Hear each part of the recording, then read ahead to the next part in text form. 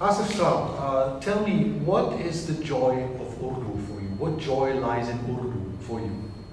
Thank you, Marcus. I like the way you are putting the word joy before Urdu, because sometimes it's seen as a responsibility or a duty, a national duty, but often we don't talk about the sheer joy, the happiness, the wonder, the amazement of being able to talk and comprehend in Urdu. And if you don't mind this, I'll exercise my right to joy and respond a bit in Urdu.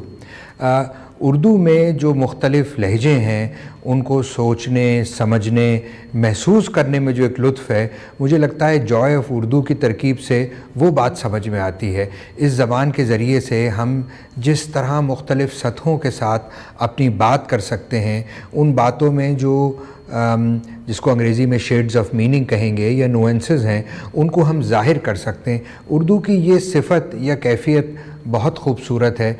अफ़सोस ये है कि हम इसे भूलते जा रहे हैं, क्योंकि अब ये हाल हो गया है कि मेरी उम्र के जैसे लोग हैं वो अंग्रेज़ी के अल्फाज इस्तेमाल किए बग़ैर टुकड़ा नहीं तोड़ सकते। उर्दू वो जो कुछ भी बोलेंगे उसमें कहीं ना कहीं अंग्रेज़ी का तड़का या अंग्रेज़ी का उसमें एक छींटा ज़रूर पड़ा होगा।